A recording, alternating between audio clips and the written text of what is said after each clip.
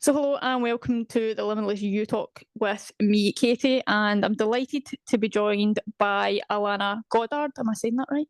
Yeah, that's right. Yes, there we go. I was worried about that.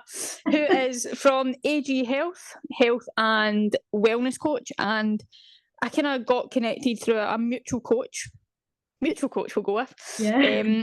Jonathan, who spoke very, very highly of Alanna and something not only as women, but we could connect with a few different things. And as I was saying to Alanna before we kind of started the recording today, that a lot of the things that Alanna's been through, so have I. Different journeys, but similar in the titles that they have, I suppose, in the world today. But before we kind of dive into things and everything like that, Alanna, who would you say that you are in today's world? Who Who are am you? I?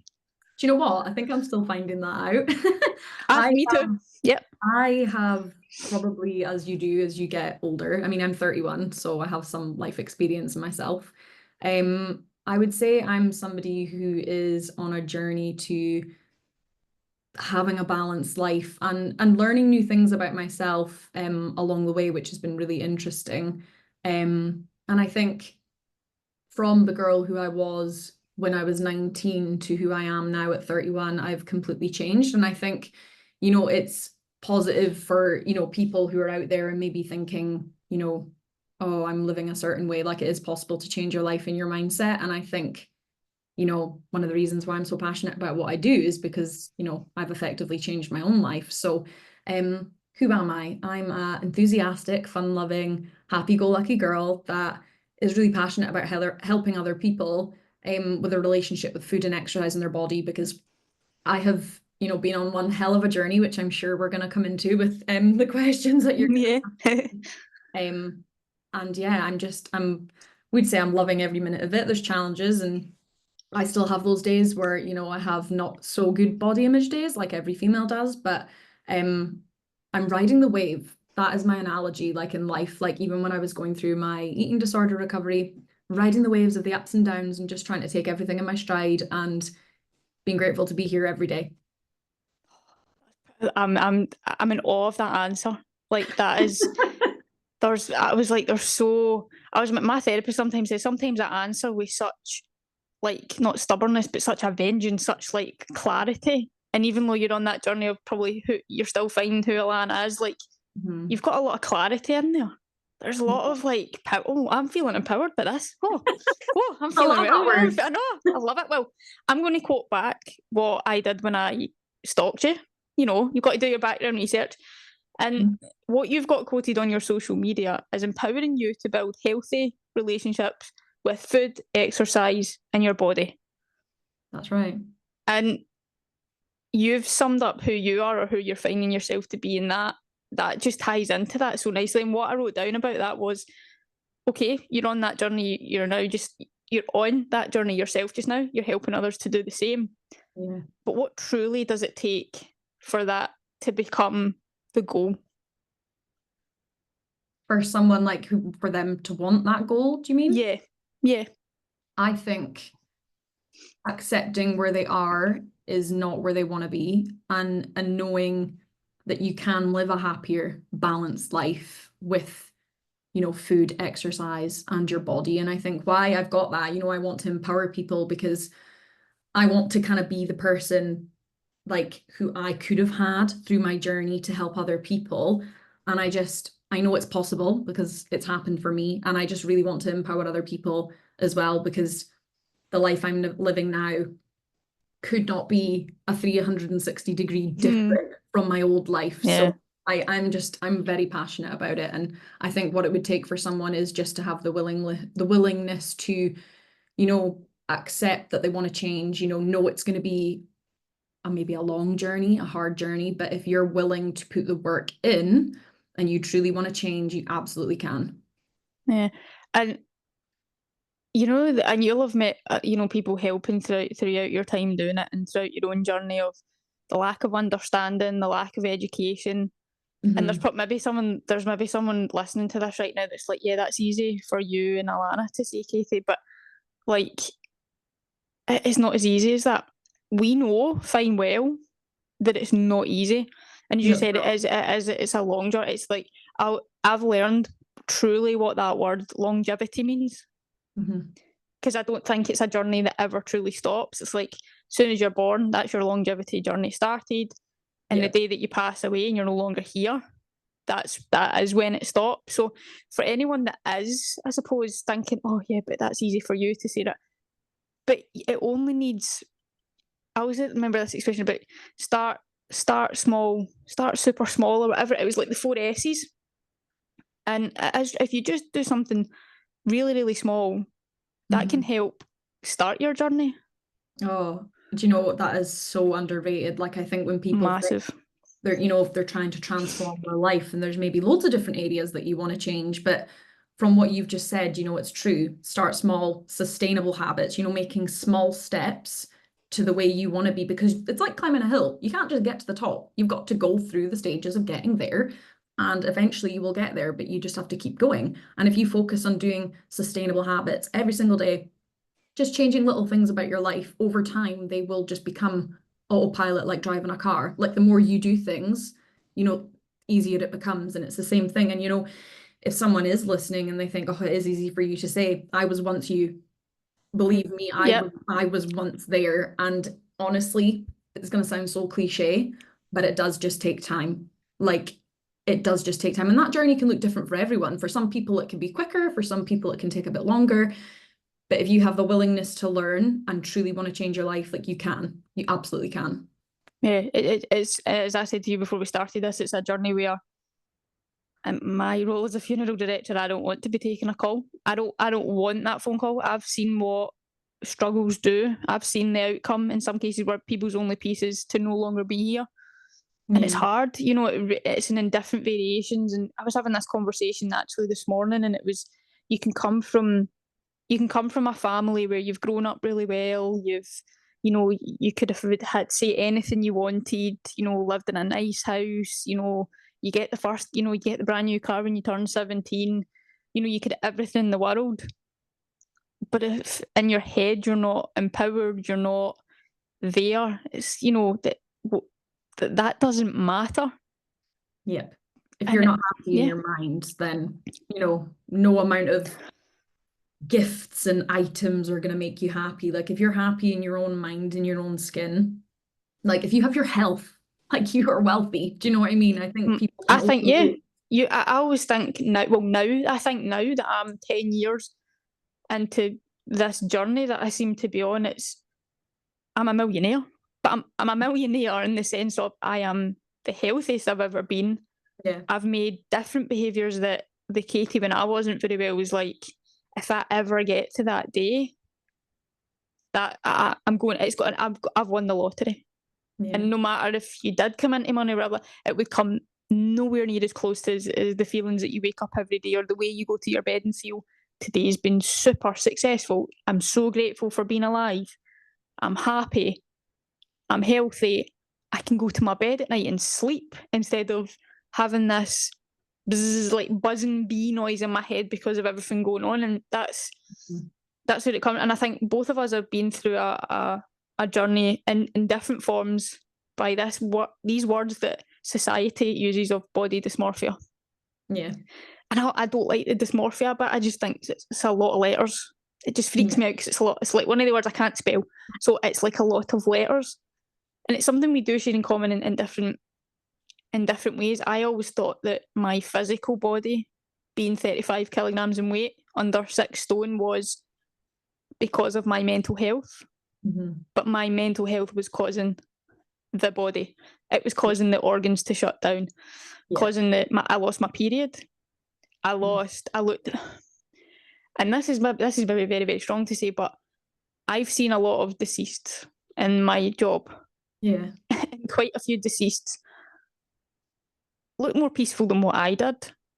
Yeah. And I'm alive, but, and it's the way people treat you differently, the way, like, it's like, well, I'm not like, I've not got a disease. Like, if you touch me, I'm not, but you're treated differently. You're like watched through that. You're not treated of like Katie or Alanna. It's like, it's like you're totally different. And like through your own experience, what what were you able to change? Like, how did you change your behaviour in that? Oh my God, how did I do it? Years. I think for me, I got to a point where my life was just no longer fun. I Yeah. used to compete. I had such a strict routine with food and exercise, and it literally just got to the point where it had taken over everything. Like, it just wasn't fun. And I think I knew that for so long, but I I didn't also accept that I had a problem. I knew it wasn't normal to like be so anxious about going to events that were around food, or if anything was going to interrupt my training schedule, or if other people were cooking for me, little things like that. I knew that wasn't normal, but I genuinely believed like that was the way my life was going to be. Because when you believe something, like if you have a belief, it's so hard to imagine it any other way. And I Yeah. think, like yourself, like thank you for sharing, parts of your own journey there. And, I can totally resonate because I lost my period for 5 years. And, I didn't care about it at the time. That's what I was going to say. I wasn't. That was not that I liked that, right? But it was easier. Yeah. You didn't have to think of every month of, oh my God, like, oh, I'm bleeding, or like, oh, I need to make sure I've got 2 pairs of pants on, or I've got a pair of shorts under my trousers. Yeah. It was it was another it was another thing that made everything else easier. Yeah. If that Totally. makes sense. Totally. And you're not thinking of a place of like nourishment or as health, because I clearly wasn't healthy then, but I thought I was. So I was like, great, no period, doesn't interfere with my swimming or my running, or, wasn't actually thinking of, okay, so what does that actually mean for my body not having a cycle? Because I didn't think about it then. Yeah. And actually, when I started reading up about it, it actually freaked me out, because I remember there's a really good book, and this is for anyone who maybe has no period, or is suffering with PCOS or anything like that. That's polycystic ovarian syndrome, sorry, if people don't know. It's called No Period, Now What? And it's by Dr. Nicola Rinaldi. And that book was my Bible It's an through, incredible book. oh my God. Yeah. And I remember sitting at night, and I remember reading a part that started listing all the things of the effect of not having a period, what it would basically do to your body. And I remember just getting like a hot flush, because I was like, oh, my bones, my hair, my skin, because I just didn't think of it like that. Like a normal function in your body, like blinking, same thing as your period, like that's actually shut down because my body Yeah. can't function. So it needs to, look of ways of reserving energy and keeping all the other vital organs alive. So, and running. So basically it shut off my menstrual cycle. But anyway, that's a totally long tangent. But what did it take me? I really was not enjoying my life. I honestly was just like, if this is my life, I have to change. I have Yeah. to change. And I just hit that. Whereas some people, they'll say, oh, did you ever have a light bulb moment? No, I think it just wore me down so much that I was like, is this it? I had an angry moment. I'm not an angry person. See if there's confrontation, I cry. Oh, same. And I remember I'd been 3 months off work, and I shouldn't have went back. I wasn't ready, but it was like hanging on to something that was normal, something that was a routine, something that was there. And I went out for lunch with my mum, and it ended up we brought it home because I just wasn't coping sitting in a restaurant, sitting in a cafe. And I used to love a ham sandwich with salad cream in it. And that's what I wanted. Like, that's what I wanted. Didn't want anything else. I just wanted this, and it would have pleased my mum to see me eating it. So it was a win-win. So we asked just to get a takeaway instead, and there was mustard in the ham sandwich. So the trigger, it was an automatic trigger. Yeah. So, the parents try to do their best and everything, buying fruit in. I had a dietitian. Like, I lied to my dietitian every single week. Yeah. We had an app that had to record everything. I lied on the app. I lied to myself. I didn't lie to her. She could see through that. Yeah. And because there was no salad cream in this sandwich and it was mustard, it was ruined. So the banana that my mum had brought in, I flung it across the room in front of her. No way. And I wasn't embarrassed that I'd done it. Yeah. I was embarrassed because my mum, who had fought so hard to have a child, she has an older mother. that I'd done that to her. I wasn't caring about myself. It still was no care about me, but it was about my mum. Yeah. And I was like, that lady who would do anything for me. I mean, I call her famous Fiona and I slag her constantly, but like without my mum, I wouldn't be who I am today. Yeah. And for my parent, for that woman that did everything to have me, nourish me, you know, be the mum I needed to be, you know, make sure my granny had, you know, I flung a banana in front of her. And Yeah. for me, that was a light bulb moment to be like, all right, okay, Yeah. I need to try, or I need to try in front of them. So every time I ate was only in front of them. So we would go out for a meal and I would have 3 courses and then I maybe wouldn't eat for 24 hours plus. And I knew how to get it. Then it was like, oh, thought I was bulimic. Thought I was bulimia. I could never stick my finger down my throat if I wanted to. Like the thought of that, no. Yeah. So it was like all these things. And my real turning point was I went back to exercising. Complete no. If you're struggling, do not go back to exercise because it can crumble you. Yeah. Went back to football training. First night of football training, oh, something went in my ankle. Didn't think anything of it. Came home, you know, I feel good, you know.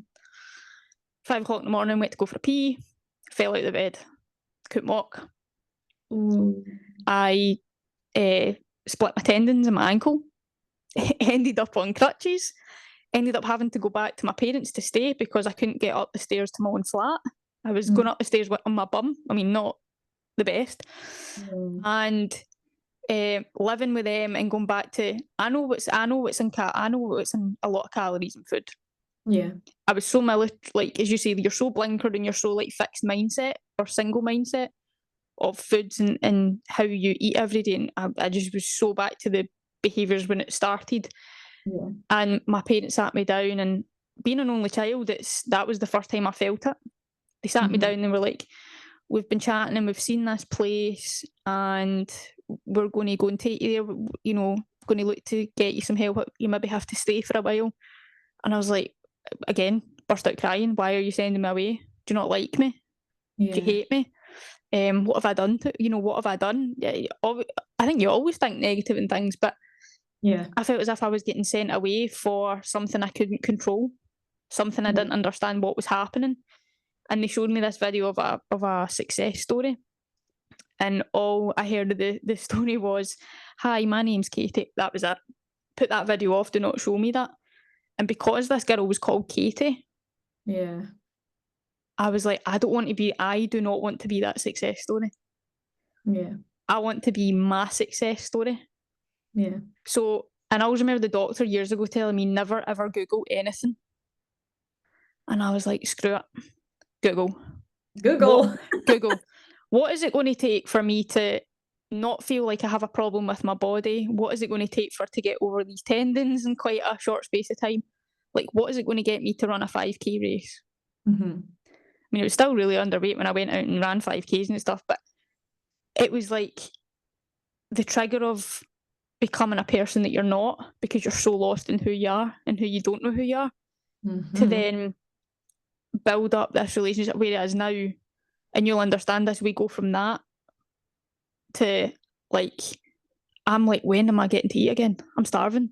Like, you know, and not, and like you, I do still have my breakfast is still something I'm having an ongoing battle with. And that's something that I've, like, from being a very, very young child. And I suppose, like, do you ever think, because you'll be able to answer, I've asked a couple of people that have been in similar situations when it comes to us, like food, like, that was a kind of long story for a shortcut there, wasn't it? But like, I don't feel I've healed my relationship with food, but I feel I've healed a lot of the wounds. But where do you sit with that? How do you feel now that you've come through an 8-year journey? Do you feel you're kind of healed, or you've healed wounds, or it's such a weird feeling at times? Yeah. And you know, I can resonate with what you said so much there. And when when you've said, you know, like you'll still have days, and of course there maybe is days where you maybe don't feel as good in your body, but I think in terms of food, like I feel really good with food. Like, and that's taken a long time. Like, honestly, when I say, Katie, my relationship with food was bad, like I was scared of even eating bananas. Like Mhm. I back then would weigh absolutely everything. And, you know, I'll caveat that with that there's nothing wrong with tracking food. Like it's actually a really beneficial way for people if they want to understand, you know, how much they're eating, what they're eating, to make sure that they're eating enough. Because at the moment I am tracking food, but that's merely because I'm trying to build muscle. And for me, if I listened intuitively, I would probably just have my 3 meals and that's me because I've never been a snacker. Mhm. But from my relationship back then, sorry, this is what I do. I go off on a tangent and I start It's not a different tangent at all. things. Absolutely not, because I do apologize. You have it to bring me make back in. it makes you click in different ways. Like when Okay. you said there about you tracking, and I remember saying this to my coaches. I was tracking for a while when I first got my coaches to when I first started working with Christian 2 years ago, and I tracked for a little while. Got the fear because I know what it's like to be bad, and I feel that I could teach a lot of people how to do things the wrong way. Mhm, So for me, tracking is still mhm. hard Yeah. because I know, and I will put my hands up. Even this year, I did it a little bit. Mhm. Wasn't eating enough. Yeah. You know, and it's not some. It's not. I'm not making an admittance. It's just a fact. It's just my Yeah. relationship maybe would never be healed, and it's another wee wound. But I'm more self-aware.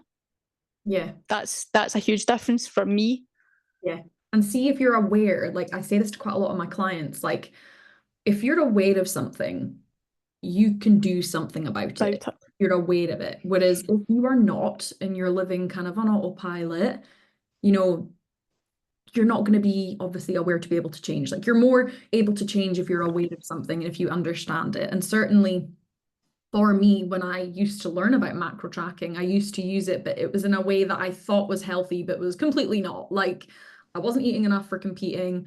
I wouldn't I wouldn't go over a certain amount. Like I didn't really understand it from the point of how that's going to impact my health. Whereas it's really interesting because I used to track years ago for eating like a certain amount to be scared of eating more to now like I can track, but I also I could intuitively eat and I actually love intuitively eating and I love focusing on good, healthy food. And you know, obviously sometimes there's nothing wrong with processed food. I think having when food no longer has a power over you, Yeah. it becomes your life just changes. Like Freedom, if freedom. you Yeah, like Braveheart. honestly like I used to have certain foods that I would only allow myself to eat at like the weekend or specific Yeah. times.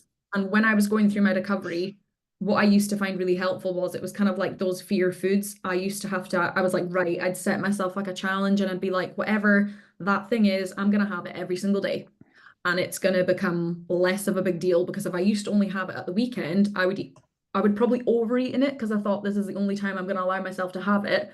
Mm. Whereas the more I introduced those kind of foods into my diet, it honestly became less of a big deal because I was like, oh, I can eat that every day. Like, it's not bother. It had no power over me. Yeah. I decharmed it, if you will. And I think now, like, I know how to eat. I know a lot about nutrition. And I feel that when you eat in a way that makes you feel energized, it makes you feel good, like it makes you want to eat like that. Mhm. When you see the differences in your skin, in your body, your mood, how you're feeling, like you feel good when you eat good.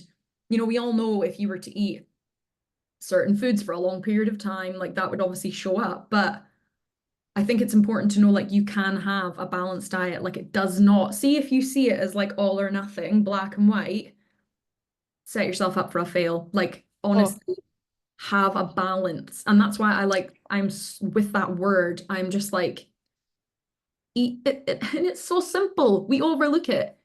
Eat good, like, well, not good, but eat healthy Mhm. 80% of the time, whole foods. Allow yourself to have things that people consider, and I hate it, but categorizing as food is good and bad. But you know, some processed food, some sugar, there's nothing wrong with it. You know, I think, and there's so much on social media that I'm like, oh my God, there's no like wonder people are like, can't eat that, can't eat this, can't eat You're that. so pissed off at it. Oh Yeah. my God, So I'm like, pissed off at it. Yeah. and well-known podcasters allowing these people to go on. Like there was one the other day, and it was something to do with like cortisol in your body.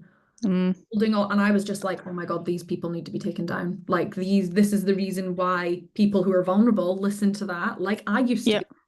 Yeah. And get sucked in. And that, I wouldn't say that would. I never got sucked into anything because I was so far in this, like, don't go outside, don't let anybody see you, don't let anyone make a comment to my mum and dad, don't let anybody make a comment to work. Like, people came to the door of the funeral director's parlour to ask my dad what was wrong with me. Now, like, okay, yeah, that's out of concern and I get it, but you're coming to ask that sort of like, there was no consideration of, did I have something wrong with me? Just because I was going out in public or people had seen me. I mean, I used to put the hat, like I put the hat on, the hood, like I was trying to be if I could have had Harry Potter's invisible blanket or invisibility cloak, that's what I would have had. It would have been the only way to cope with that. Like, who goes to funerals and that? Like, yes, people get, but that's not what they needed. And that my dad tells me this, even like he's only told me this year actually. He's like, my mum was leaving. My mum couldn't handle it. My mum was just going to go in for my mum that I mean, I worship the ground my mum walks on. It's like, my mum was going to leave me. She's going to leave me with my dad. How would, I mean, how would that have gone if that had been the case? Like, where are you going, mum? Like, where was she going? And it does, whereas now we've kind of come, instead of my mum, like my dad took time off work. My dad, like, runs his own business and, you have to sacrifice your own business. But it was, he said to all the staff, he went in on a Monday morning, he was like, guys, I've come in at 7:30, he's like, but I'm going home to look after my family. For him to even say that, even the staff knew. Yeah. Wow. So all of that must have been going on in the back of my mind, but we've come full circle now where like the weekend meal was like a pizza for me, and it'd be a Domino's pizza. So I probably wouldn't. Well, I didn't eat on the Friday really, or I would pretend to eat. And I would enjoy the pizza, don't get me wrong, but I wouldn't enjoy it because I was in pain. Yeah. I didn't really taste it because it was as if you're ravenous. So you couldn't enjoy it because you're just shoving it down the back of your throat. Your stomach's really, really sore after it. You can't sleep because you're uncomfortable. Your body's feeling worse for it. And it wasn't because of the pizza. What I ate, I was eating something that I love and I still love. And I cherish pizza a bit more now. But it's like, it's what you put in your body. It's having that, but like I have a bit of chocolate every day or a sweetie or something like that. And it's not because it's there or whatever. I was deprived of sugar, deprived of my sodium. And because doing my training for all my running and things like that, it's like, I owe it to the girl I was who took that breakdown, that subsequently had all those issues. That for me, balance is never depriving myself of something that she was actually craving. Yeah. That she was so stubborn in her victim mindset that that's not happening. And now you can go out and you'll know this, like you can go out with friends better, you can enjoy family meals, you can be in your social circumstances. Some of the meals that I had when I was really, really bad, I've recreated. There's no measuring involved. Yeah. It's, you look at it and go, this is how far I've come. I'm actually fighting the meal that I don't associate with the good now. Yeah. And for both of us living what we both have is Alanna's balanced lifestyle, Katie's balanced lifestyle, and loving it. What's your best part about it? The best part about my balanced life? Yeah. The fact that I can do anything without having rules or routines or anything that can stop me. Like if someone asked me to go out for dinner, hell yeah. Oh, we're gonna go and eat here. Great. There's nothing that like makes me anxious or stresses me out. Whereas see in the past, if that had happened, or Katie, honestly, I was that bad if I was going to go on holiday, I would pay an extra £500 like to make sure the hotel had a gym. Like I was that woof. Whereas now I'm like went on holiday in Italy, didn't have a gym, did some Who walk. cares? Fair enough. Yeah, But who cares? It's like, yeah, now you go, who cares? And back then it was like, yeah, like I'm like, it's not a big deal. yeah. Yeah, like Yeah. I'm like, it's really, honestly, it just doesn't take over my life. Was there any And foods or any meals that you really, really wanted, but you fought yourself to have? do you know what, it's things, because I don't even have a sweet tooth, but it would be things like I used to feel like I had to earn the food. So if I had things like peanut butter, or I'm not really bothered about chocolate, but if it was things like peanut butter or ice cream, or when I used to live in the Outer Hebrides, there was a family there who were like my savior. And Susan used to make the best banoffee cheesecake. Like when I say it's the best, Oh, it was the best. And having had it now, like I can go enjoy it, love every piece of it. Whereas I would think about that damn cheesecake all week, and I would be like, I'm yeah. doing my 13-mile run so I can justify myself to eat it. Whereas justify myself that I can't eat it. Whereas now I'd be like, I don't have to do any exercise. I can just enjoy it and enjoy the bit that I get, rather than being like, I have to get the biggest bit because this is the only time I'm going to eat it. Whereas Yeah. you mentioned something really like earlier. What did you say? You said, you weren't actually present, like you inhaled it. And Yeah, I couldn't taste that. yeah, something that should have been enjoyable was not. Yep. And I think I can totally relate to that, because I would crave it so much, I would overeat it, eat it really quickly. I'd feel really bloated, and then I just feel sorry for myself, and it was just not a great experience. Where, even like that, going to like family dinners now, like if we go over to my mum's or whatever, like I can have the bit of pudding at night and it's not a big deal. Whereas, in the past, I would have just been like, no, no pudding for me. It wasn't even a case of, sometimes if I would even ask myself the question if I wanted it, it would just be an automatic no. Yeah. No. Got a biscuit? No. Yeah. No, You know, whereas now, it's amazing how like you're so stubborn. But I used to do part run on a Saturday morning, and this is how crazy it was. If I didn't get up and walk in the treadmill that I have in my flat here, and if I did less than 60 minutes, it'd be a bad day to start off with. yeah. So I would do it, probably burn about 300-ish calories. Not eat, hardly ever drink of water, to be honest. Going to the park run at 9:30. There's another, I was averaging then, because my heart rate was crap, about 230 calories. So sometimes if I didn't burn 500 calories in the morning, I'd be back on that treadmill doing it. And I came up with this 20, 15, 10, 5 routine, where it was 20 minutes in the treadmill, 20 minutes on the bike, 50 minutes. You just become this, it's not you can't become obsessed wrongly. Oh, yeah, totally. On a Sunday, I wrote out what meals I was having for the week. So always on a Tuesday, Thursday, it was 3 egg medium omelette, because each egg was 68 calories per egg, half a tin of green peas, half a tin of sweet corn, and sometimes if I was feeling better, half a tin of carrots on top of that, and 15 grams of tomato sauce. That whole meal was like 378 calories, something like, to be specific. It get measured. If the scale lost like power in the battery and I didn't have batteries left, oh dear, like I was just rotten. I was just like in a horrible mood. And a Saturday always did like an hour and a half in the morning, or if I was doing part run, and then at 4 o'clock I would do it again. So it was like, now when you think about it, you're like, what are you doing? Even when I went back to work, it was half a tin of soup. It was a fromage-free kids yogurt, a banana, and a tangerine, because that was 200 calories. And I hadn't had anything before that. I stopped taking milk in my tea. Just having it black, because there's no calories in that. Just the obsession of, I always remember my therapist has always said, like, you become quite military. Oh, yes, you do. She's always like, it would be like, you'd be great at fitting right in, because you've already got that discipline. And it's like, well, it's not a good discipline. Yeah.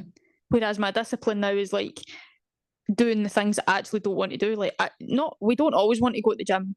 We don't always want to eat, the salad. I want the chips. I want the chips and cheese. Like, can I have that? But I'm training tomorrow, so I'm not going to feel great if I have that in my stomach, jittering about. And it's like, we're disciplined now to still be able to do the things that we don't want to do. Only I feel that sometimes we're at an advantage because we have been through different challenges that only we understand. Yeah. Because of how much it's punched us in the face. Yeah. And I suppose, like, coming back to that, like, for anyone listening, like, they'll be like, well, what is a balanced lifestyle? What? Because we've all got different interpretations of what it is. But from your point of view, everything that you've learned, what is a day in the life of having a balanced lifestyle? Having a balanced lifestyle for me is, you know, having foods that are, you know, nourishing for myself, but also I can have things that are maybe not so nourishing and be okay with it, and that's okay. Like you just said, going to the gym and moving my body because I want to feel good, but also if I'm also tired and needing a rest, being okay with that and going, actually, I'm gonna rest today. Don't like need to do that workout, or I don't have to do it. Having a balanced lifestyle, to me, it's funny when you break it down because I'm like even explaining that, but for me it's honestly just being able to go about my life and not having anything be like in a rigid routine or rule that I used to. It's like you're free. It's free. You there's no mindset kind of stuff to make you think, oh my God, I have to do that or I have to do X, Y, and Z. You're literally going about your day intuitively and mindfully. Like balanced lifestyle, can have some foods, nothing, there's no rules over you. Live a happy life, a happy, balanced life. Yeah, that's the way that I look at it. I always, you know, if I wake up and I'm like, right, let's get up, let's move the body, let's, you know, be energized, live for today, be present, you know, do it for the previous versions of yourself, and really, yeah, nourishing the body. I always say, like, fueling it from exercise, fueling it for the challenges, and like this weird vision of I want to become a runner. I have this vision at the moment that I want to, and I know what it looks like. And when I get it, I'll be able to tell everybody what exactly it is. But it's just changing your perspective and your narrative, and I suppose I think talking about it. I know this is a big constant thing, but I do see other people that I would love to say and go up and say, I really want to help the way, because we can see it, and we can see it through different, well, I can see it through different glasses, you can see it, we can just see it differently because we've had experience of it. As you say, you've lived it. Yeah. You've lived exactly what it's like to be bad, but also to be good. And if you were to look back, because this is something that I always got asked, like, to the first days that it was like bad, what message would you say back to Alanna now of who you are to the one that was suffering back then? Don't give up. Even if she doesn't believe it? Because I'm imagining that previous version didn't believe it for a lot of time, Believe in yourself and know, you know, knowing that I can do it and ride the wave. That, honestly, I know I said earlier, but that was my mantra, because I was like, I know I'm going to have ups and downs. Yeah. And not seeing things as a setback. Like when I have shit days or when I have down days, know that there's going to be good days again, and never giving up on myself. And I am quite a determined, stubborn person. And usually when I set my mind to something, like I'm going to achieve it. Yeah. I think just never giving up hope either. Never giving up on myself, and just keep going. And I'm so glad I didn't, because believe me, there was times when I was like, oh my God, this isn't working. You know, I had days where I was like, I'm a failure, like I want to give up, but I didn't. I'm not good enough. I'll never be good enough.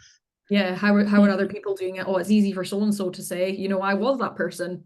Easy for them to say, like they're. So what is it? Yeah, it's easy for a lot of people to say a lot of things. And to the people that have never experienced things, I don't feel they've got a leg to stand on at times. I'm watching how I say that, but sometimes it's the people that have never been through certain things that are the biggest.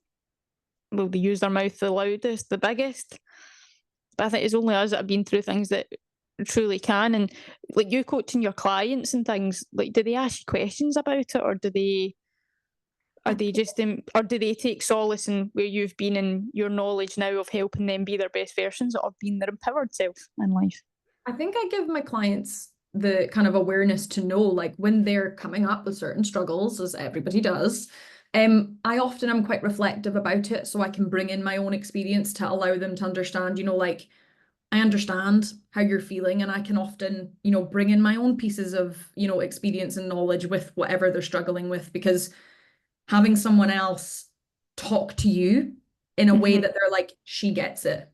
Yeah, like a That's so, trust. yeah, I think it's so powerful, rather than somebody talking to you that has no idea what it feels like and has never been through it. I think it's completely different. So a couple of my clients actually have asked questions about it. And I think, if anybody asks me from my social media, like, I'm totally open, like I wouldn't have been in the past, but I feel proud, like, where I am now. And a part of me used to be like, oh my God, they're just going to see me like that's the girl that had the eating disorder. Like, that's the girl with a weird relationship with food. Whereas I'm like, That's not your identity. like, I was like, I'm friggin' awesome. See what I've come through. Like, honest to God, like, you have to have that belief in yourself, because if not, oh my God, I don't know where I'd be if I didn't.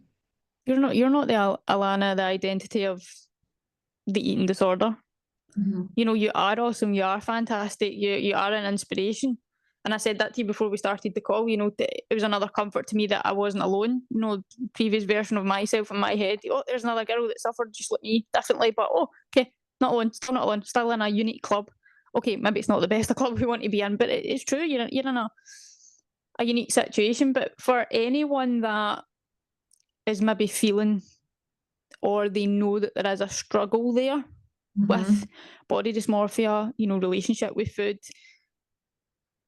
how can we use this conversation that we're having now to help them, or just give them something?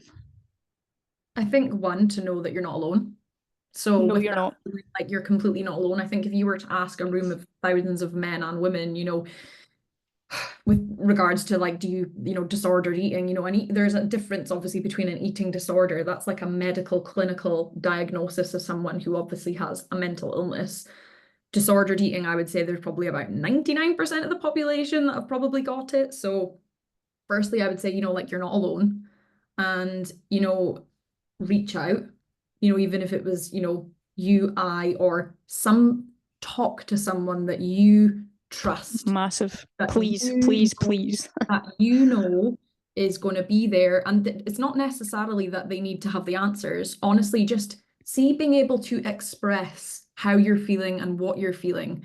That was so powerful to me when I was going through my recovery and in my therapy. And even having my dad to talk to vent to moan at, he was like a sounding board. Yeah. But had I not had him and not been able to voice how I was feeling and just get it out, Who knows? I don't Yeah. know where I would be. Yeah. I It can honestly be don't. like, what I would that, what honestly, would have been? yeah. So to anybody, I would say always reach out to someone that you trust, someone that you know is not just going to be like, oh, you're fine, though, like that kind of people. And You're fine, move on. yeah, you're fine, just get over it, like, do whatever, like, you're Yeah. fine.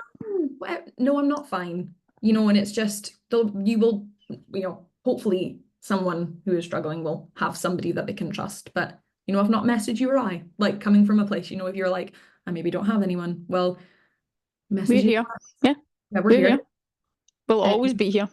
Yeah, 100%. And I think, there's a group that I'm in Facebook, and there's a lot of girls who have either got HA or they've got a poor relationship with food. And sometimes, like, if I catch it, not that I'm on Facebook all the time, but I'll kind of reply to their comment, if they've mentioned how they're struggling, and just kind of reach out and be like, you're not alone, talk about it, reach out to someone, and, don't give up on yourself. Because it is a one friggin' hell of a journey, but it's so worth it. Like, it is so, so worth it. And anyone listening to know, like, you can improve your life, whatever that looks like for you. It might not be that you've got an eating disorder, but if you're living a life that you're not happy with, you can change that. It does take Massively. time, but you can do it. Yeah, you realise you have a skill of patience. You realise you do have a lot more patience than you think that you do. 100%.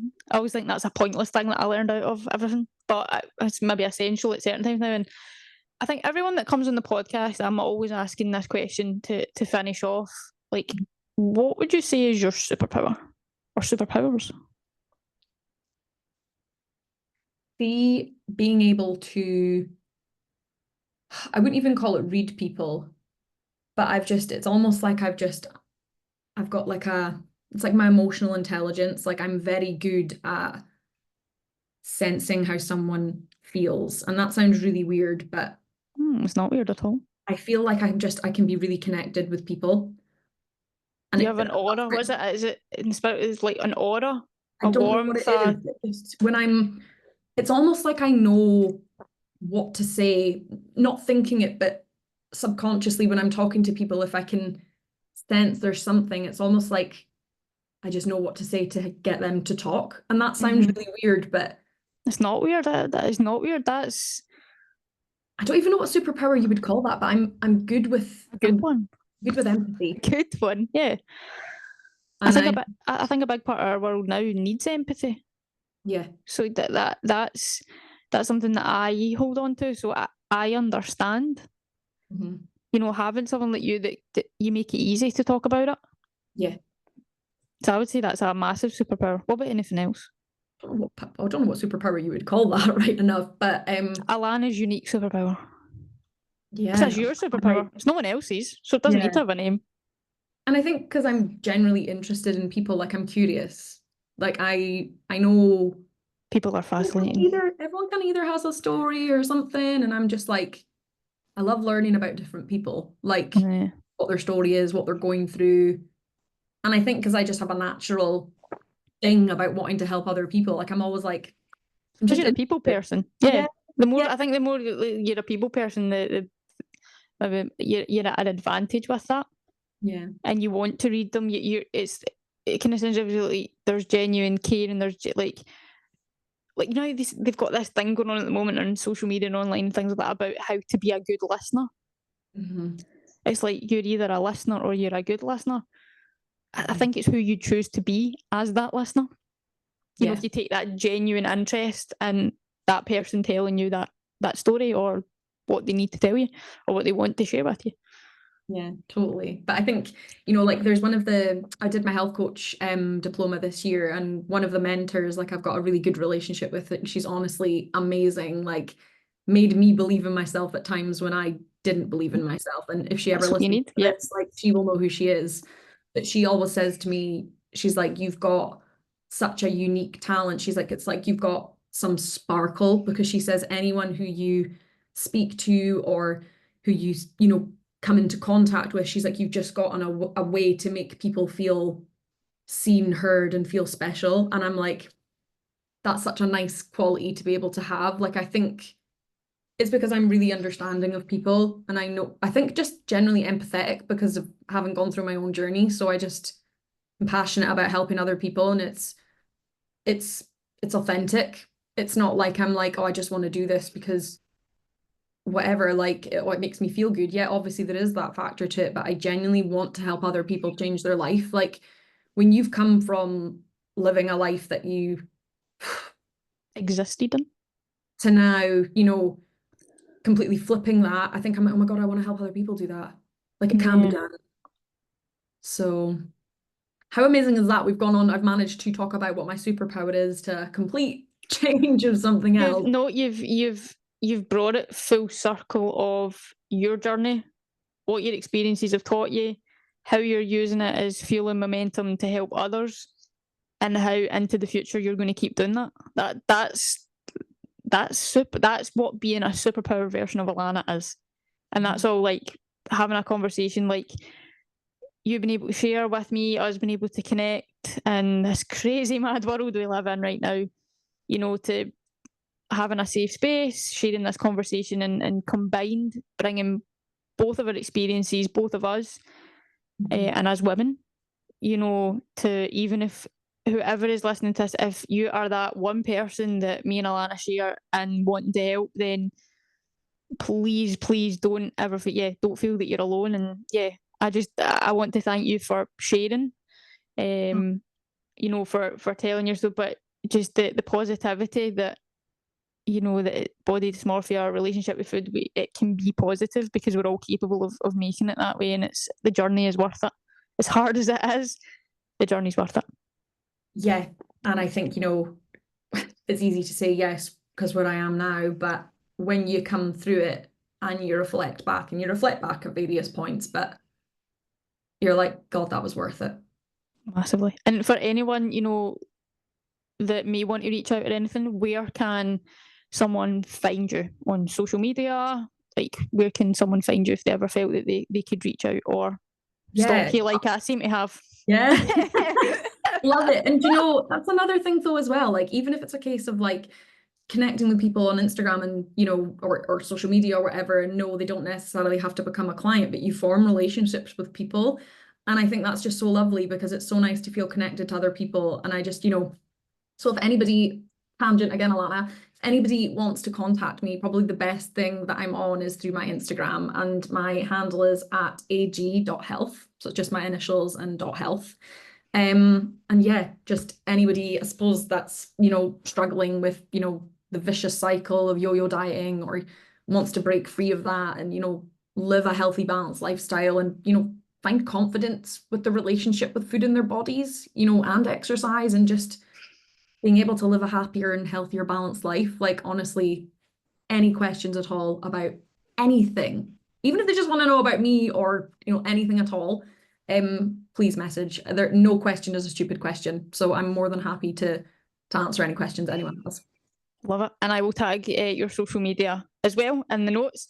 But thank you so much again for joining me. I've thoroughly enjoyed this conversation. It's going to help me a little bit, but I think everything helps. Everything, when it's positive and you're trying to do something to help change. So thank you very much for joining me in our conversation. I have absolutely loved it. And anyone out there listening, please listen. Or if you're watching us on YouTube, and you're liking what you're hearing, give me a follow, subscribe, or you can reach out to Alanna for feedback or myself, and we'll communicate any feedback then. We'd love to hear that all the empowered people out there, empowered women or whoever you are, can take a lot away that we've gotten. So thank you, Alanna. You're welcome. Pleasure.